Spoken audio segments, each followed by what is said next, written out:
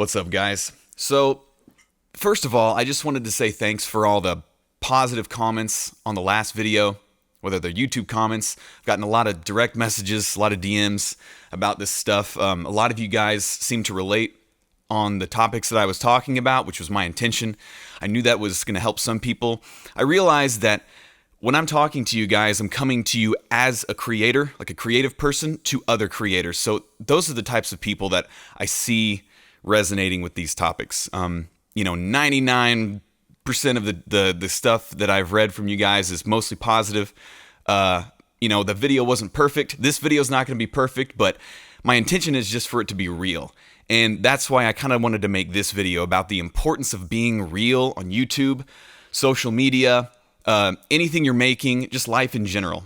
Because this YouTube journey and, my journey as a musician in general, I've learned a lot of lessons, and maybe I can share those with you because I'm still on this journey. You guys are on a journey.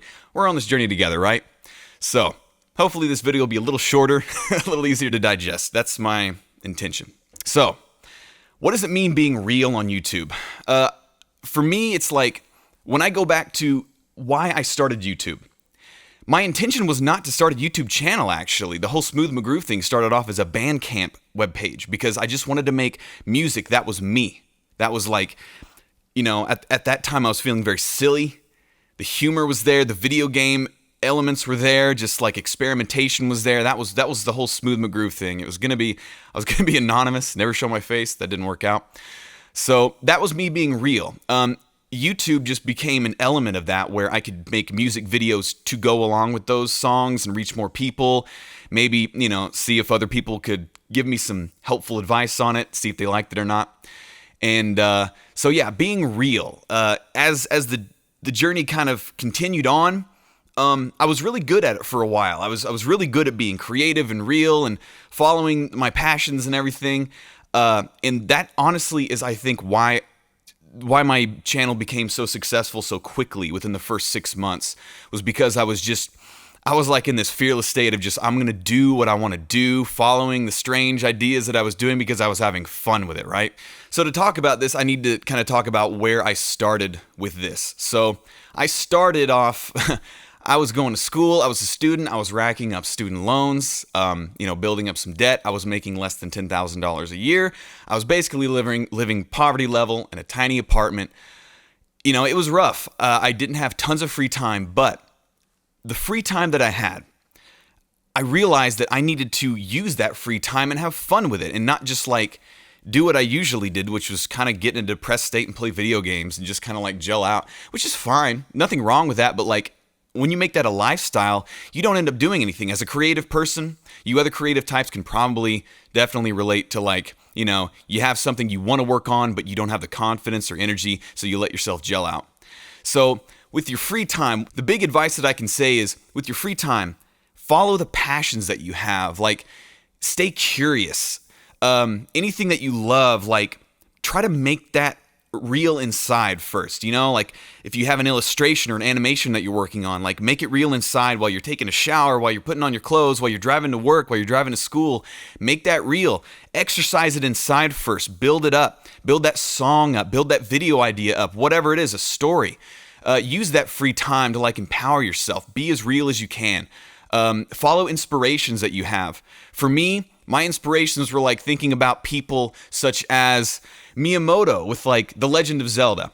The Legend of Zelda was literally born out of him having these adventures when he was like walking around Japan hiking without a map and just kind of stumbling upon water and caves and thinking how, that would make an awesome video game. He was being real. He was being himself, and that's what Zelda came out of, and it's amazing. It's changed gaming. It's changed millions of lives, right? Another good example is Notch from Minecraft. He wanted to make a 3D version of these 2D games that he really enjoyed with RPG elements thrown in, so he did it. From the music standpoint, Nobuo Uematsu, every interview I read with him, when I was a young dude, was just like so inspirational because he was just making music that he loved. People would come to him asking to be for him to be the mentor, and he didn't really know what to say because he didn't have a system. He was just doing what he loved. From story standpoints, like Tolkien, he was, taking inspirations from all these historical stories that he was coming across in his studies, through his language studies. And another person, J.K. Rowling, another person like living in poverty on welfare. And she just decided to be real and empower herself by, creating these stories, even though her life wasn't at the best place. It's almost like with me, where my life was at that point, when I started Smooth McGroove, I was in kind of the lowest state. I was losing touch with a lot of my friends. I was making the least money I had made in my entire adult life. I was going to school for a degree I didn't care about because I felt like I needed to.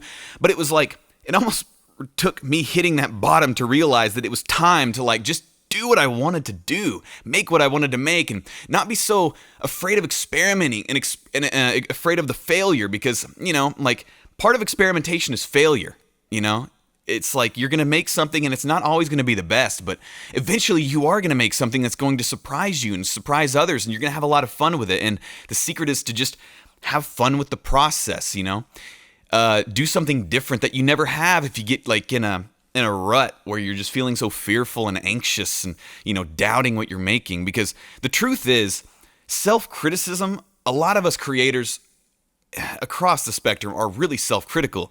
And all that means is that you care about what you're making.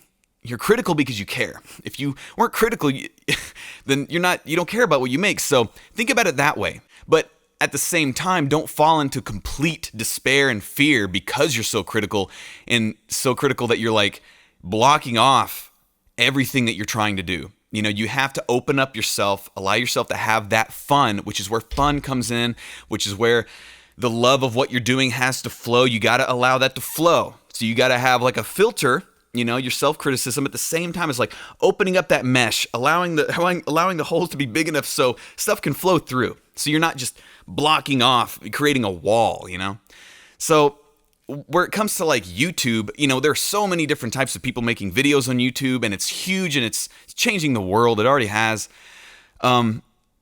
Whenever you're making videos, and I've noticed this is kind of like an epidemic, it seems like a lot of people, including myself at certain times, have just kind of got on that autopilot where we're just making stuff because we think that's what people want to see us make.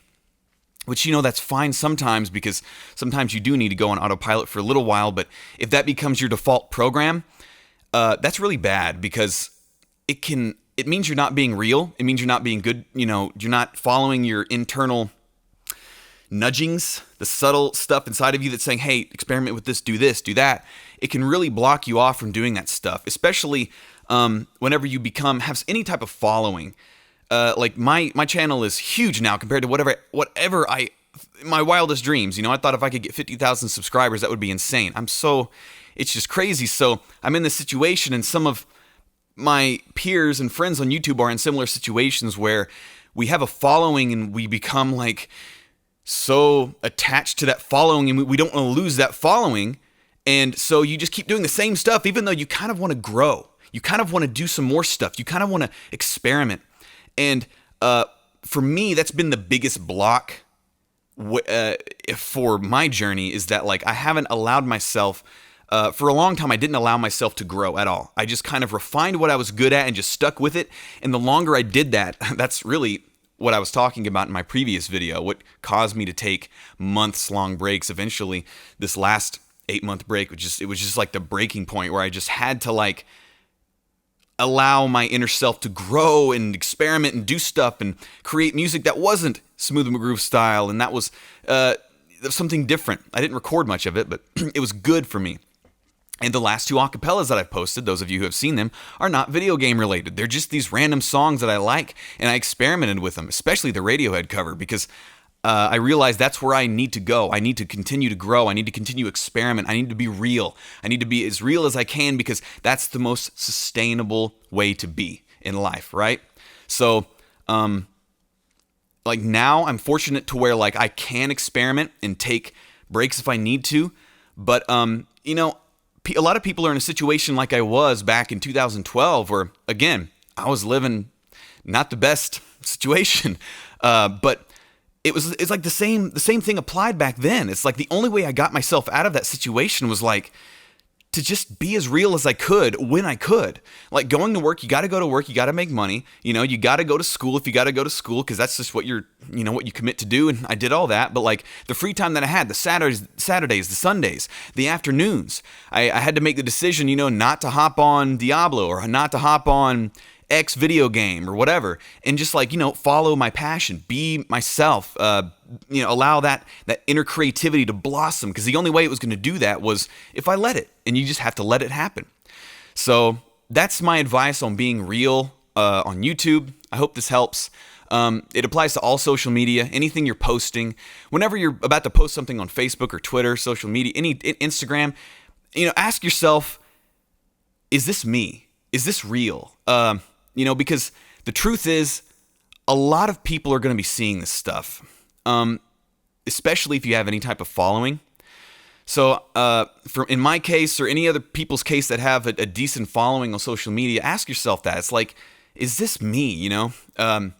See if it resonates with you fully. If not, rethink it. Go inside, do a little bit of reflecting, do a little bit of that inner searching, whatever it calls. I talked about meditation in the last video. It's a very broad term, but that's the truth. Like, be in that state at least a little bit all of the time, so you can be real.